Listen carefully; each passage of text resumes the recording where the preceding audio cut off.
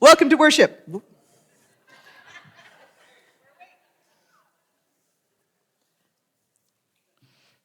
There's a balance somewhere in there. We find the Goldilocks eventually. Welcome to worship at the Universalist Unitarian Church of Peoria. My name is the Reverend Jennifer Innis. My pronouns are she and her.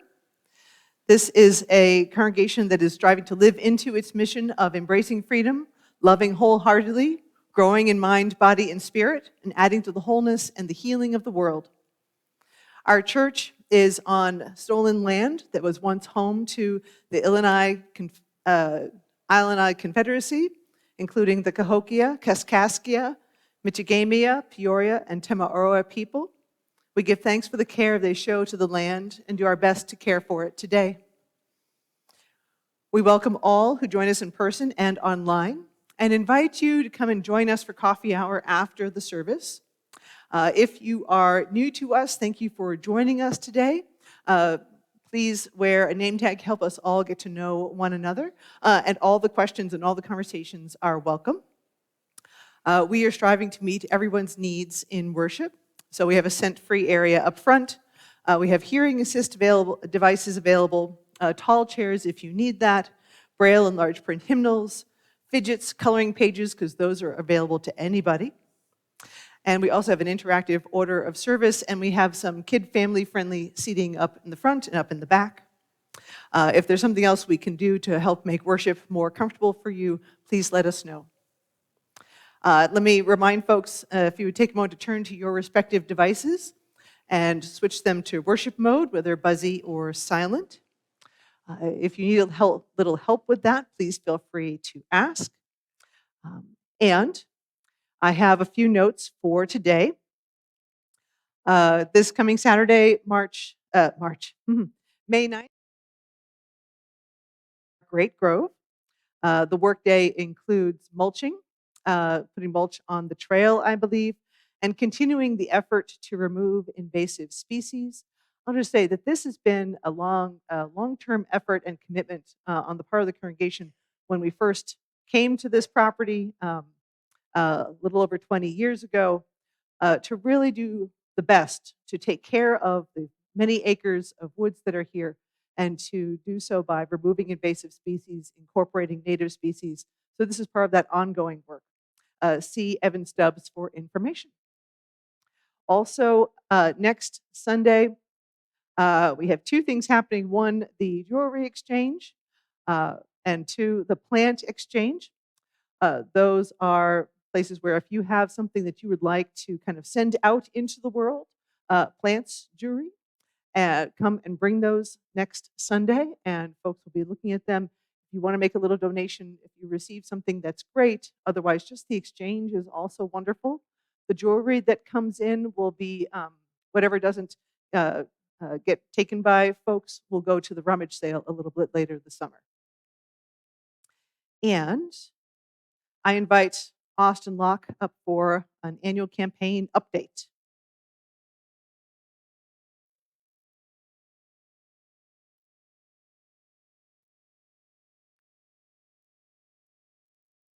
Good morning, everyone. I'm Austin Locke, the annual campaign chair. The campaign is going very well. Our pledge campaign this year, we have a total of $273,000. Yay! So that is ahead of where we were last year, and we have 370 as our goal, which we hope to hit by the congregational meeting, which is in early June. Is that June 4th? June 7th is the congregational meeting where the congregation will approve the budget. So once the pledge campaign is done, then we can know more completely how to make the budget for the church. 273 is above the goal of 250,000, which we decided will be our second benchmark, which will be a bubble party.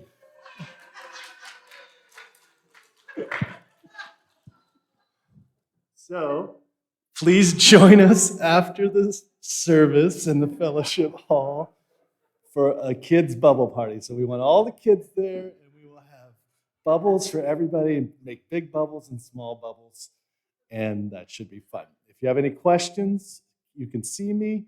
We are accepting pledges all the way to the end of the campaign. Nancy, what am I supposed to be saying that I'm not? Yes. For everyone that gets their pledges in today, because today was the deadline, we are going to have a drawing for a free prize, not a free prize, a $50 gift card to Ardor.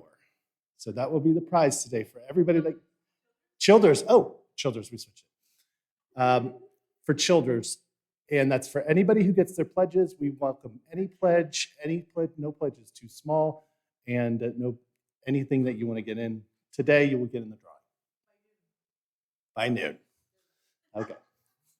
Anything else? I think that's good. Thank you very much.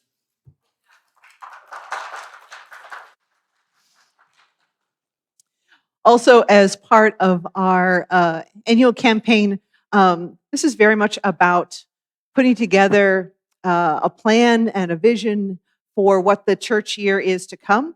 It's about the meaning of the congregation in our lives. And so in that spirit, we have a message from Jessica Spellman. My name is Jessica Spellman, and my pronouns are she, her. My husband David and I first started attending this church, and we moved to Peoria 9 years ago. We'd previously been members of the UU Fellowship in Gainesville, Florida, and every Sunday, no matter how sporadically we attended after moving to Peoria, Nancy Rakoff greeted us warmly and always remembered our names. And we remembered that warm welcome. And as our family grew and continues to grow, and without any local family, we knew we needed to find a community and build our village. The care and relationships we found here at church have become a cornerstone of our family values, our shared worldview, and our supportive village. We've watched our kids grow more comfortable and independent here at church. We're incredibly lucky to have countless adults pouring their love and care into our littlest UUs, while teaching them and shepherding them with the shared values we hope to instill as they grow. We also knew as a family that in order to have a village to call on in times of need, we needed to be villagers to the church and to the community. One way our family lives our values out loud is by pouring back into this church. We pledge every month. I'm currently on the board, the RE committee, the Safe Congregation Committee, and often help with RE classes and church events. This church is a living, breathing representation of each of us. And our church is what we all make it through the coordination and combination of each of our unique gifts, be that our financial contributions through the pledge campaign, or through sharing our time and our unique expertise. We craft this amazing place into a haven for progressive ideas and truly living our values out loud for everyone, from our littlest UUs to our elders.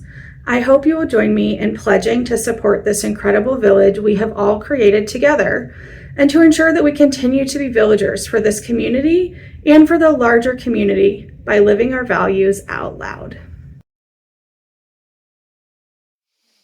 All right. The whole Spellman entourage is down here up front, so thank you. It takes a village to make the Spellmans happen too, so I'm just saying. They're all doing it. All right. It's such a gift to be able to give to the congregation. Let me just add my own little moment here. To be able to give with the congregation, to be able to participate in the life of the congregation. And it's such a wonderful opportunity that we get to grow into wonderful ministries together.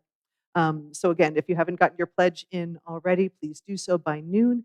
And I will also ask, part of what we're looking for, we are looking for a bit of an increase over last year. So if you can find it in your heart, it's never too late to make an increase. If you've already pledged, let me just say that too. That we're looking for an increase of about 6%. Mostly that helps us keep up with costs.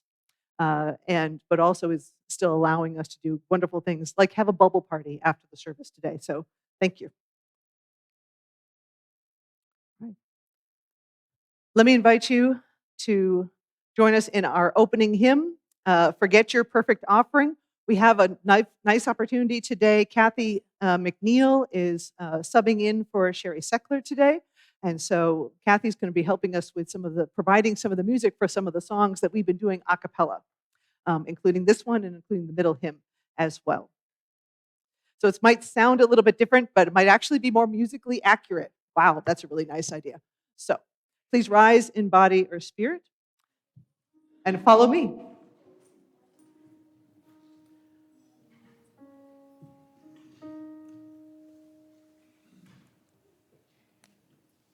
All right. This is a call and response song, and then we repeat the last line all together. Forget your perfect offering. Ring the bells that still can ring. There is a crack in everything. That's how the light gets in. That's how the light gets in. That's how the light gets in. That's how the light gets in. Forget your perfect offering. Ring the bells that still can ring. There is a crack in everything. That's how the light gets in. That's how the light gets in. That's how the light gets in. That's how the light gets in. Forget your perfect offering. Ring the bell that still can ring. There is a crack in everything. That's how the light gets in. That's how the light gets in. That's how the light gets in. That's how the light gets in. Thank you.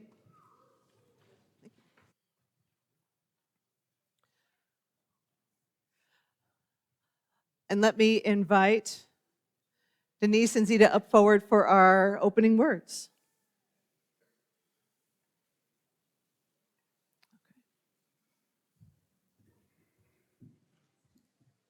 Morning, everyone. For those of you who know me, I really do have a wife, Zita, who is visiting from Massachusetts. Right. The Longing for Something More by Reverend Gretchen Haley. Every little thing that breaks your heart is welcome here.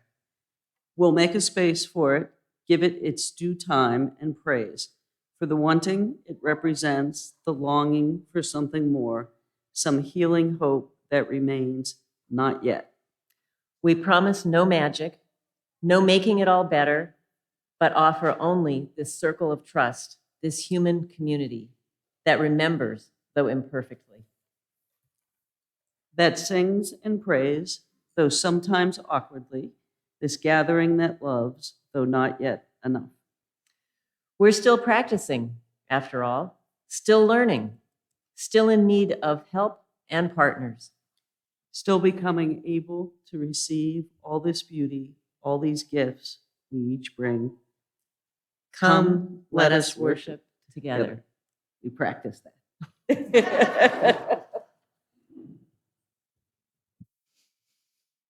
And I invite the Keister family forward for our chalice lighting.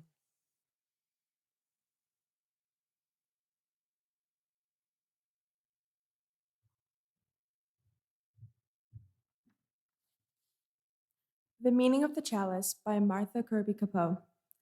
For some, the chalice cup is a communion cup, freely offered to all who would seek the greater truth. Others see this circle of fellowship in its embracing sides. The sacred hoop of its rim, the ambient energy cradled in its basin, the abiding, grounded strength of its pedestal, may all be lit by the fire of spiritual integrity. So too may we each be bathed in the glow of our shared truth, multifaceted and radiant.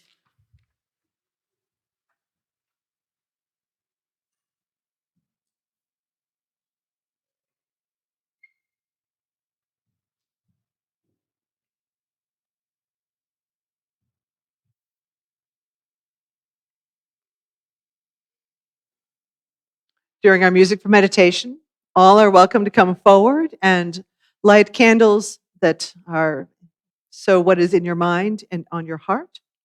If you are online, I invite you to let these candles be for you as well.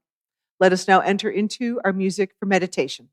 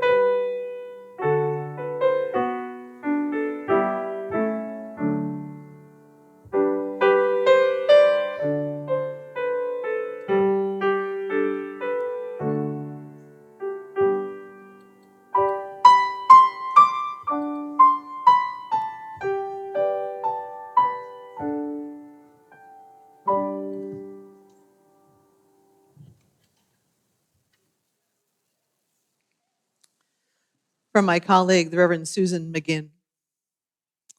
Come into this room, way into these seats, breathe into this body, the very body that will be you for better and for worse, in sickness and in health, till death do us part. Come into this day, raise your gaze into this light, this one steadfast sun that watches over all growing beings, even you, even now. Come into this heart and break into the boundlessness of wild beauty, no beginnings or endings in you, but flowing through like white water, reaching toward all that ever was and all that ever shall be. This is the time for the sharing of joys and sorrows. We have a joy in the congregation today. This is Panda Simmons's birthday, so we wish her a happy birthday today. And we also offer care and support to Mary Mulholland Kafar and Panda.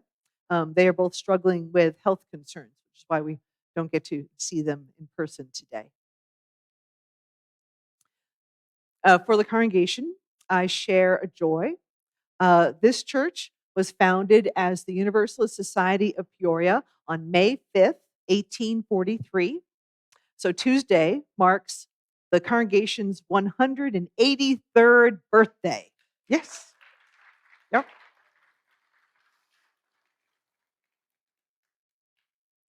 Do we need to make a party happen in a couple of years? Maybe. Let's think about that. Yeah. And I want to thank Ellie Coalfield. She shared the reminder that today is the anniversary of the congregation voting to call me as the minister 6 years ago. So thank you. This is the anniversary. May 3rd, 2020. We should feel very accomplished. All right. In our larger world, our country is reeling from this week's U.S. Supreme Court decision that nearly eliminates the Voting Act. The act that in 1965 brought us into being truly more of a democracy where every person has a vote. I will say a little bit more about this during the service, but I wanted to include it here and now before the adults leave with the children, just to acknowledge the profound sorrow and anger and the deep impact that this decision has on so many lives. Let us hold one more moment together, for in our circle we have room for all the names, the milestones, the joys, and the sorrows that are with us and among us. Let us hold one more moment in quiet together.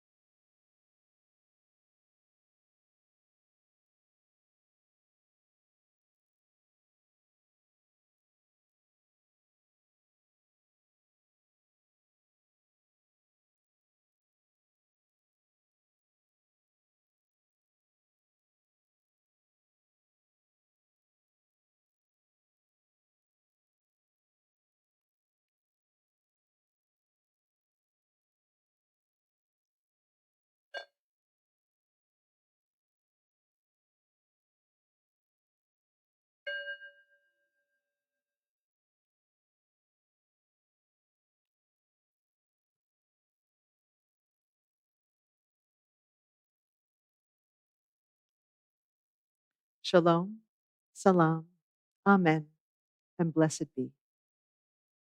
And now I invite Jesse forward for our story.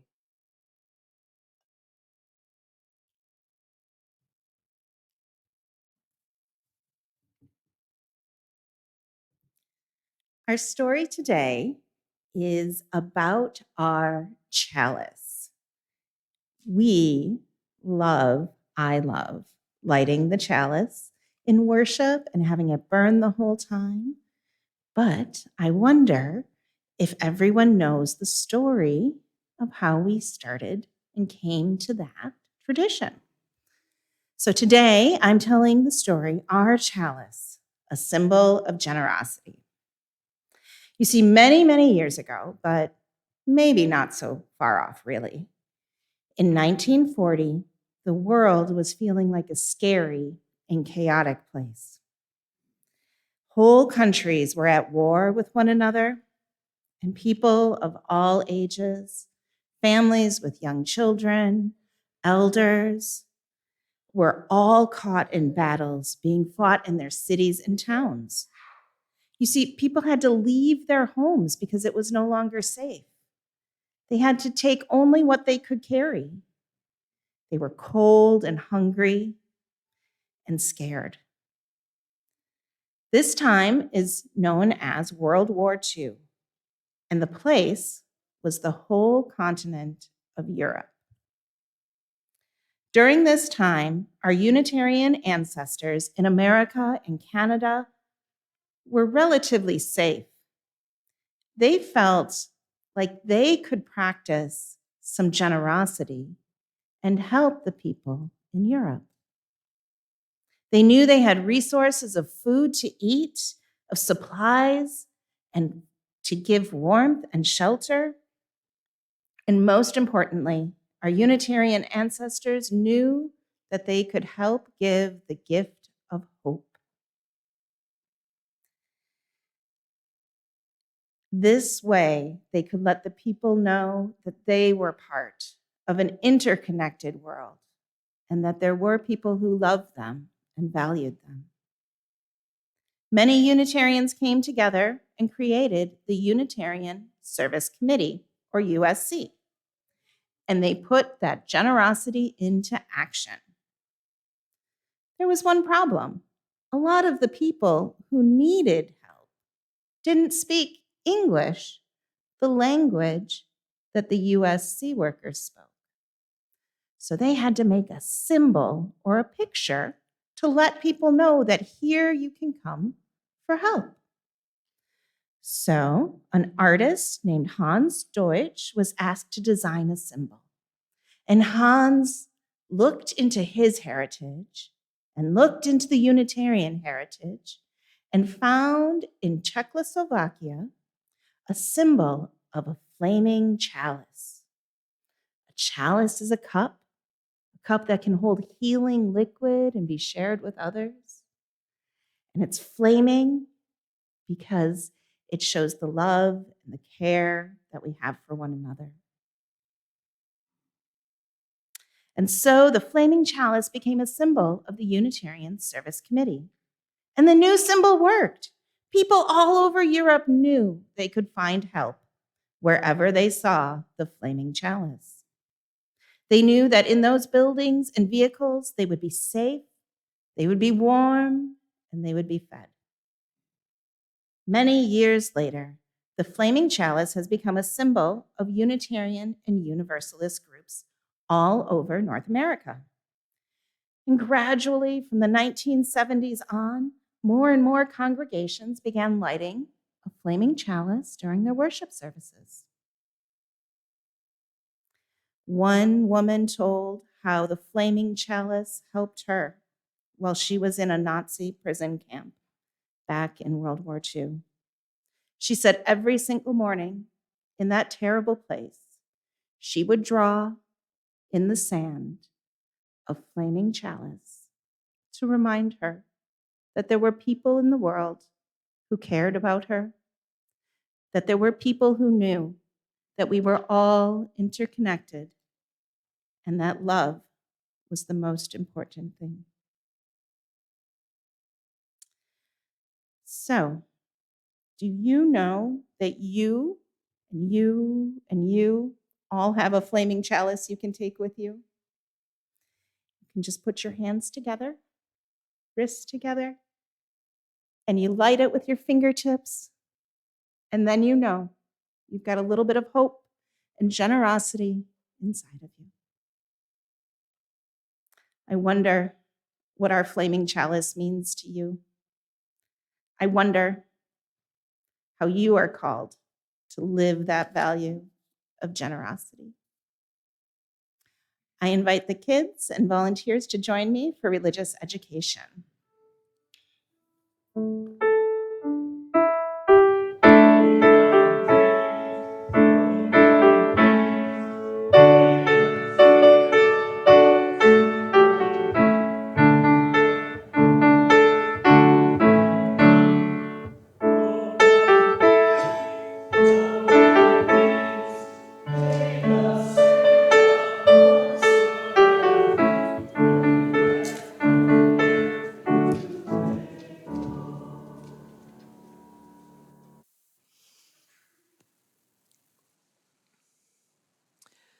As you might imagine, that there are many incarnations of the flaming chalice, and I love the one that Jesse just showed us. And one of the ones I've shown in groups, if you've been around, if you cup your hands and put the little thumbs together, you're like, make the little flame like that. But the one we also did at my ordination that somebody introduced, there's a photo of all the ministers doing this in the photo, which was we took our hands and thumbs together and had the flaming chalice like that. So you can imagine all these ministers in robes doing this, because that's what we do. And we do everything we can to allow for more joy and more light in our lives, in our ministries, and in the world. And this is a great gift. And we recognize the value of that as we have this moment in worship and recognize all the gifts that have gone into making that possible, from all the people that have started way back when, 1843, with this congregation, all the way to now and all the way to the future. So we take a moment and think about generosity and think about giving in the act of making the offering in the service. But we also share a portion of our gift with the community, with our Share the Plate practice. Half the undesignated plate goes to a local group doing good work here. And we are now into the month of May, so we have a new recipient, which is the NAACP Peoria branch. The NAACP formed to ensure that African Americans and other marginalized folks would have the same rights afforded to white Americans. And founded in 1915, the Peoria branch works for justice and equity in all aspects of life, in voting, in education, in housing, in employment, and so much more. And so it's such a vital piece of the effort to be more imbalanced and more connected in this community. And half of what the NAACP Peoria receives goes to their local work, and half goes to the larger NAACP as well. So we want to be supporting their work. So thank you very much if you're considering making a donation for Share the Plate. If you are using the paper envelopes in the pews and putting in cash, please be sure to put your name on the envelope and what the contribution is for, especially if it's for a pledge. We want to make sure to give credit where credit is due. And thank you, everybody, for all of the gifts. It is a wonderful thing to be able to celebrate all that we bring together, that we can do more together. And now, will the ushers please come forward?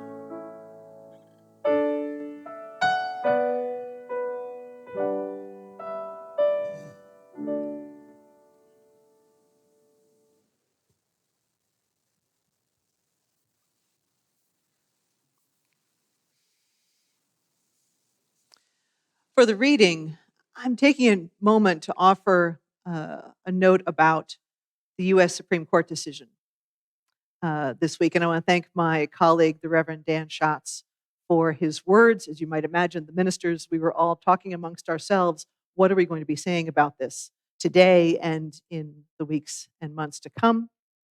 And Dan graciously offered to share his.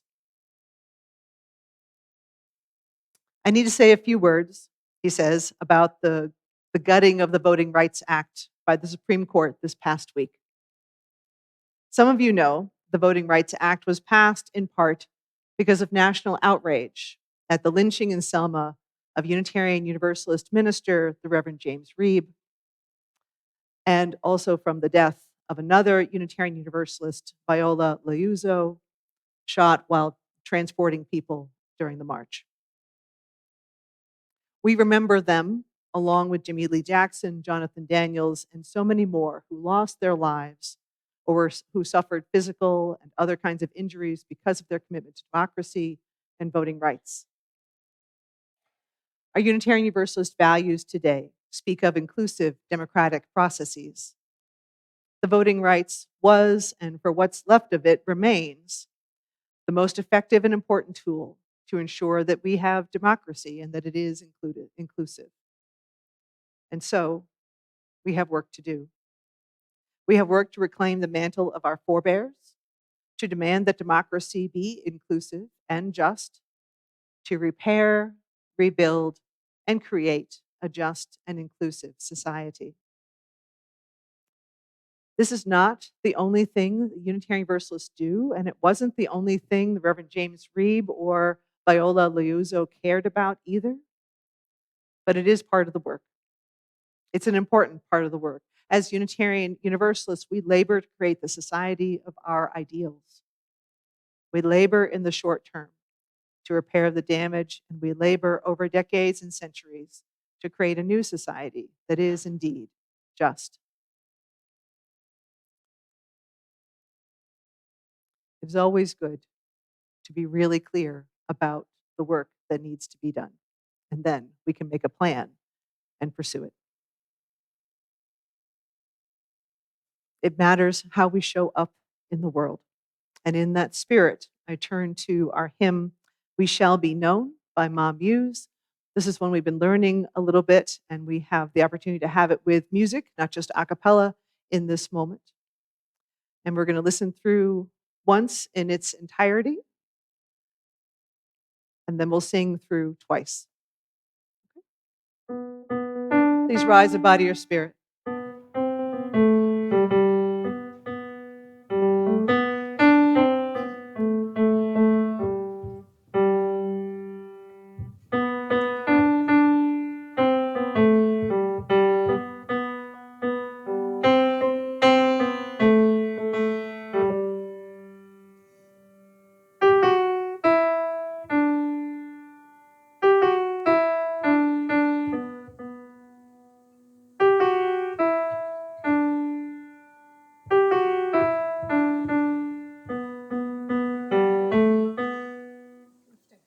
Start from the part. It is time now.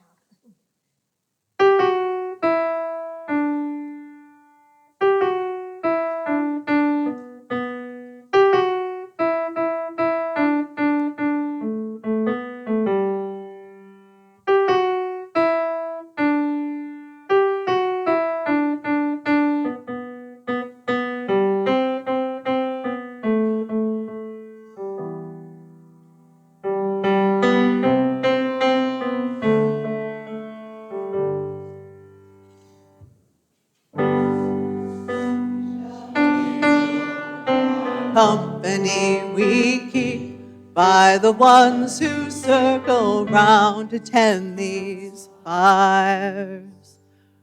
We shall be known by the ones who sow and reap the seeds of change alive from deep within the earth. It is time now. It is time now that we thrive. It is time we lead ourselves into the well. It is time now. now, and what a time to be alive. In this great turning we shall learn to lead in love. In this great turning we shall learn to lead in love. We shall be known by the company we keep, by the ones who circle round to tend these fires.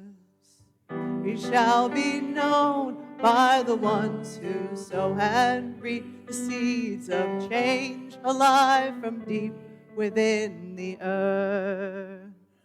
It is time now. It is time now that we thrive. It is time we lead ourselves into the well. It is time now, and what a time to be alive. In this great turning we shall learn to lead in love. In this great turning we shall learn to lead in love.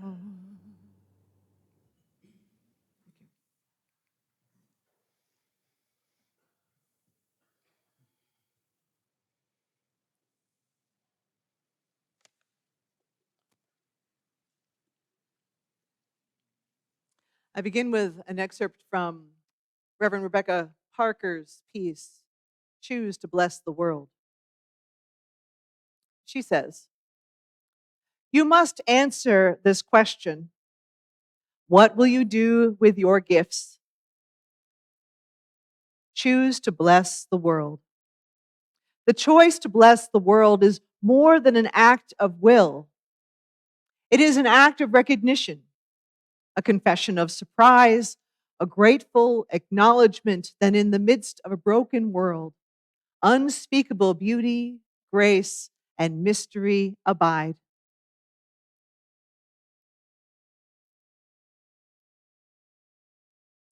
In 2024, delegates from Unitarian Universalist congregations all over the country completed the multi-year process of revising Article 2 of the Unitarian Universalist bylaws. I know you're waiting for the results, right? Woohoo! Yes, bylaws. Although for some of us, bylaws are a passion. We love you too. And we need everybody. These in particular are truly important because Article 2 is where we talk about the purpose, we talk about freedom of belief, we talk about how congregations gather, we talk about the values, what matters most, and one of the ways to articulate that out into the world and also hold it ourselves accountable to saying, this is what we say we profess, then what are we going to do about it? And one of the values that came out of that conversation was that of generosity.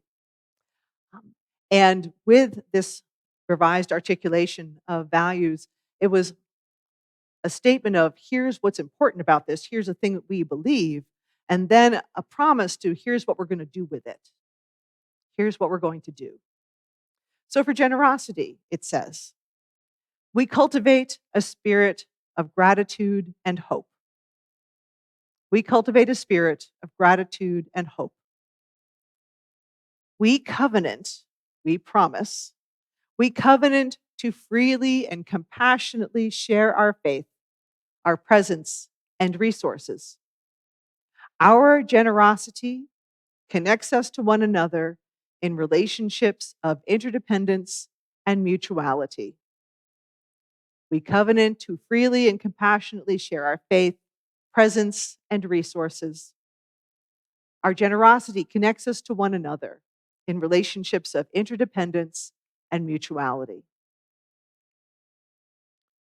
We make a commitment to all that we understand that we are connected to and value, and that what we have to offer can make a difference if maybe we share it out with somebody else, with another congregation, with our neighborhood, and so on. And that we need each other in the process of that. We build each other up in the experience of that.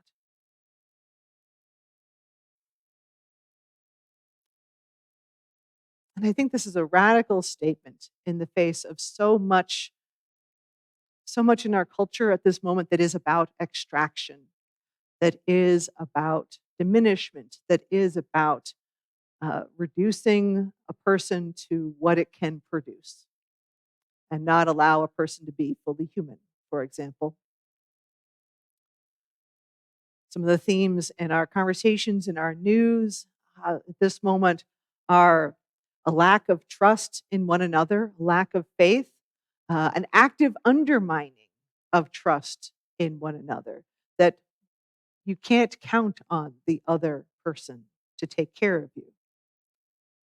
An active marginalizing and targeting of people who might be perceived as different, regardless of whether there's actually any difference, and so on. Yesterday, I was part of a listening session with the local community partners that included Peoria Proud, Jolt Harm Reduction, Positive Health Solutions, and Central Illinois Friends. This listening session was created by the executive leadership from Equality Illinois. They are traveling around the state to be listening to folks all over. They want to hear the concerns of folks who are lesbian, gay, bisexual, transgender, intersex, asexual, plus, and allies, and how our local experiences might impact legislation and policy in the state. The themes, I bet you can guess some of the themes, but some of the themes included such a profound lack of resources, profound lack of access, especially for hormones and healthcare, that the facilities that people had been relying upon are stepping back from offering hormonal treatment for trans folks because they are acting out of fear and stopping care even though they don't legally have to. We had much conversation about there's a difference between a legally binding order and an executive order. They are not the same. But people are abiding by executive orders ahead of time. Remember, Timothy Snyder says, don't comply ahead of time. This is what's happening. And that's one example. Some of the results that come from that are organizations, medical practitioners, medical health insurance organizations acting out of self-interest and self-protection in a moment when we can't predict how powers that be will react when someone doesn't comply. There are fewer ways for folks to find safer places to live and receive the care they need. Housing was also one of our most important themes yesterday as well. We are navigating a system that is designed to make us feel small and useless and worthless. And they keep trying. Part of the making the world over in a certain image that allows for the folks who are in power to be holding the power and not let anybody else in if they can't help it. And it's not the first time in our human history we know this, right? I appreciate that Jesse and I came at the story about the flaming chalice for today. World War II was, of course, an extreme moment of such a conflict, of people not knowing where to turn, of people not knowing how to find safety, of people needing simple basic needs such as warmth and security. And people had many avenues to make a choice about how to give, how to show up, or how to not, how to be afraid. And then there are the folks in the Unitarian Service Committee who worked with Hans Deutsch and created the Flaming Chalice. And this offered a note of authority, helped people make it through safely through different borders and lines, much like the Red Cross. They were looking for a symbol that would be similarly recognized and powerful as the Red Cross was. And it worked. And it really, truly made a difference. Many lives were saved, many people were supported, and much more. I think the heart of the work of the Service Committee certainly was about justice, but I think it was so much about generosity, so much about we are going to be sharing everything we possibly can to make life better, and safer for these other folks that we don't know, that we might never meet, but it will make all the difference to them. And because we know the scale of this conflict is so huge, it matters to all of us that we make it together. It matters to all of us. So I was thinking about this theme and the question, not just what can we give in this theme of generosity, what can we give, but what are we asked to do? What are we called to do? And lo and behold, I found it in the social media. Thank goodness something good comes from social media. This was, some of you know the actor Anne Hathaway. Right now, she and many of her colleagues are having a moment for The Devil Wears Prada 2 coming out this weekend. Some people are treating this as a religious and cultural event. Hallelujah. But Anne Hathaway has been an actor for quite some time, has been present and prominent for quite some time. And in 2018, she was recognized by the Human Rights Campaign. She received the Human Rights Campaign National Ally for Equity Award. And she spoke at that awards event. And she says, "I acknowledge the need for allies because of the visibility we lend." And she said, "That was just reinforced to me tonight as Sarah McBride gave me a note." Now, Sarah McBride is now the first openly transgender member of the US Congress. That's who Sarah McBride is now. You can imagine she was coming along at that time. Sarah McBride handed Anne Hathaway a note that said, it was from a 10-year-old transgender girl named Ella. She named herself after my movie, Ella Enchanted. And in this note, Hathaway says, Ella thanked me for my courage as an ally.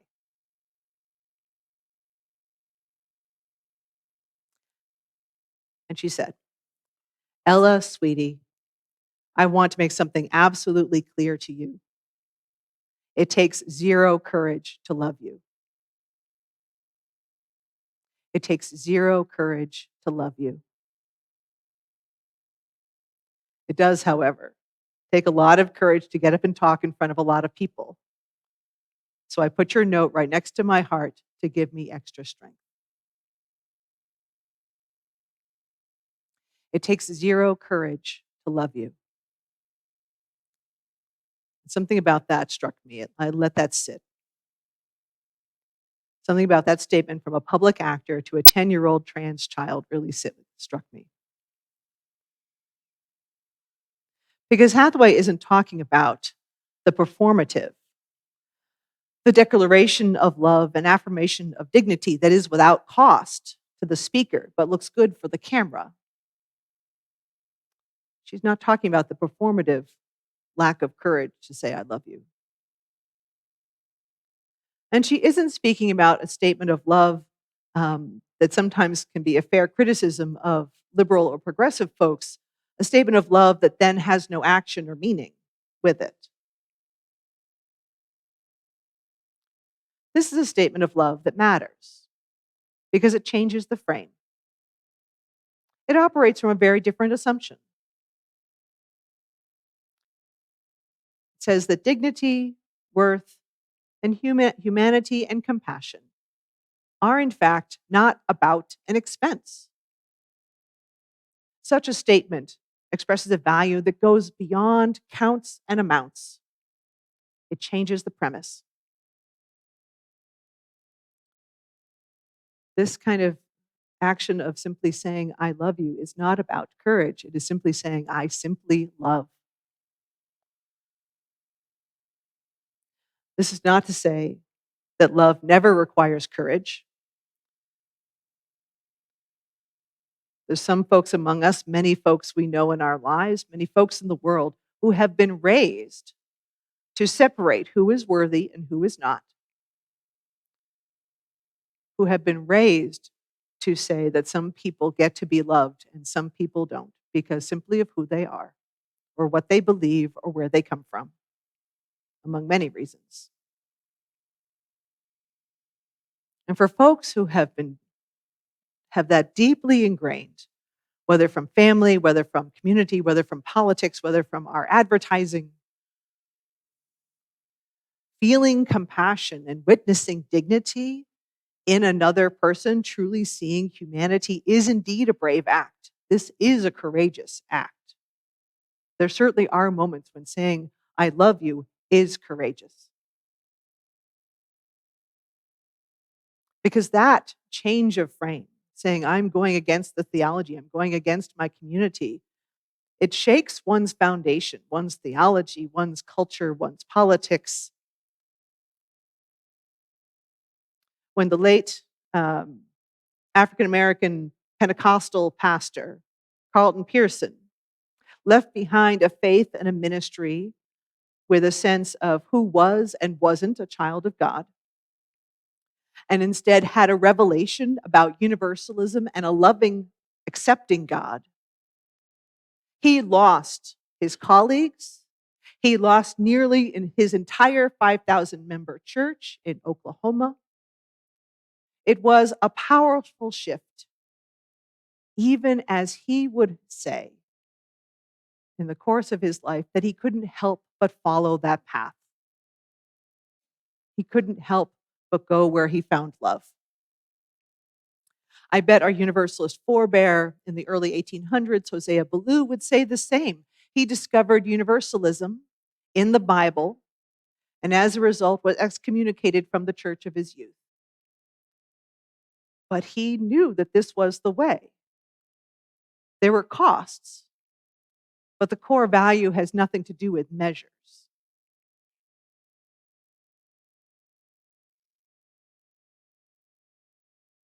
And it also was an enormous amount of courage to act out of the spirit and the sense of service that was showing up with the Unitarian Service Committee folks in World War II. There were real consequences to helping, to serving, to providing goods and assistance. There was real consequences to being a symbol of hope. It demanded a great deal of courage in the midst of a great deal of fear. Love doesn't require courage. Love, as Anne Hathaway was talking about it, doesn't require courage. Love simply is. That undergirds everything. Love simply is, as Rebecca Parker says. The choice to bless the world is more than an act of will. It is an act of recognition, a confession of surprise, and a grateful acknowledgement that in the midst of a broken world, unspeakable beauty, grace, and mystery abide.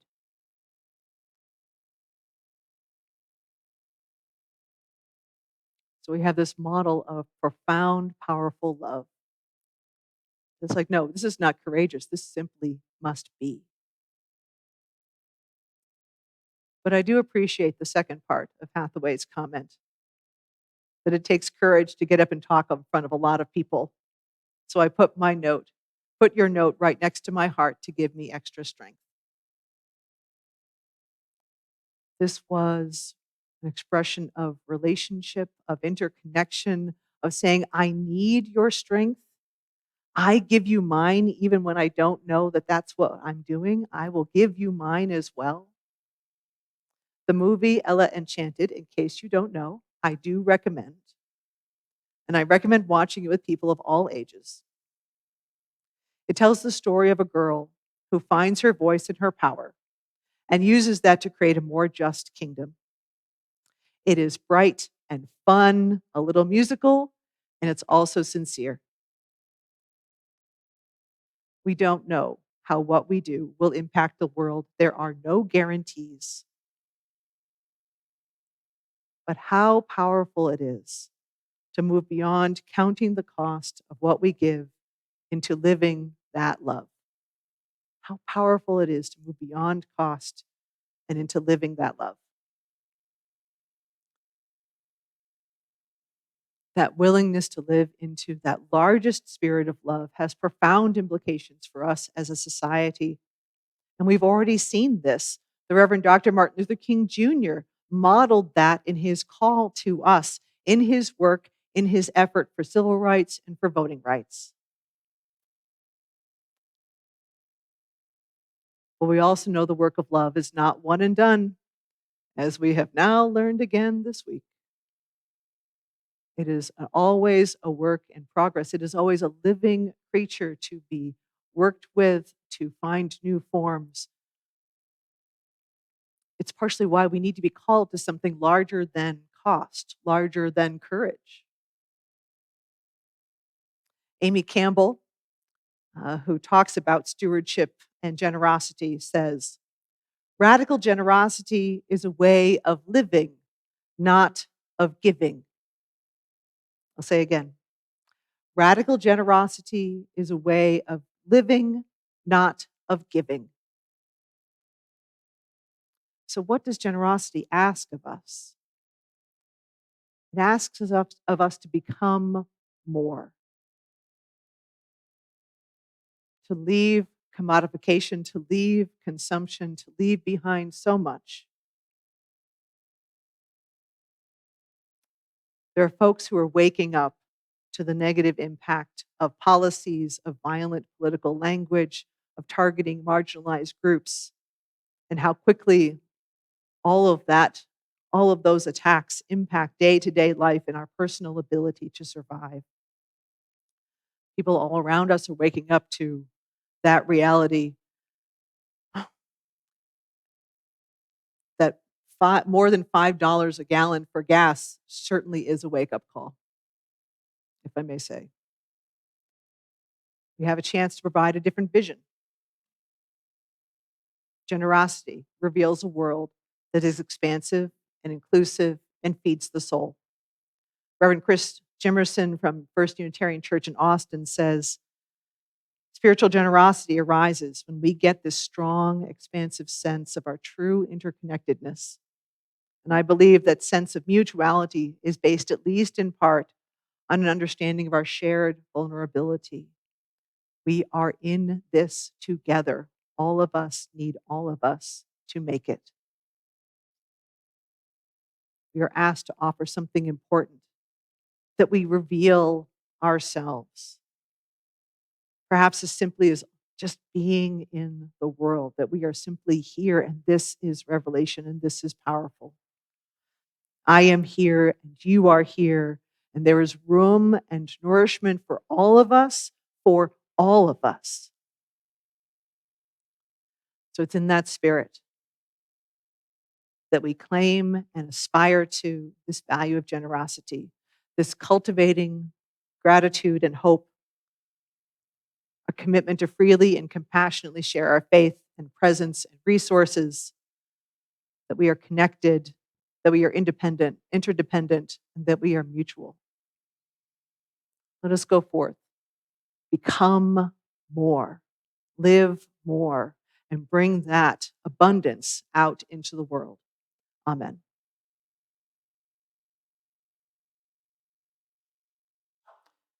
Please rise in body or spirit for our closing hymn, number 347 in the gray hymnal, Gather the Spirit.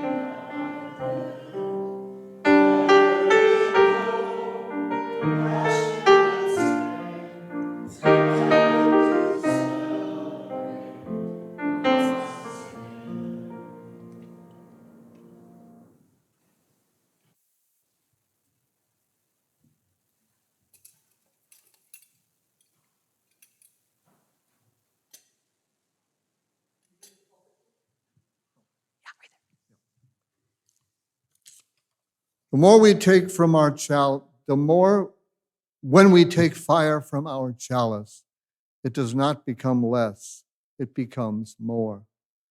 And so we extinguish our chalice, but we take its light and warmth with us, multiplying the power by all of our lives and sharing it with the world. We leave blessed by our connections to one another, to the spirit of life. We leave blessed by our connections that we might walk lightly, that you see the life that is below your feet. Spread your arms as if you had wings and could dance through the air. Feel the joy and the breath in your lungs and the fire in your heart. Live to love and be a blessing on this earth. Our worship is ended. Let our service begin.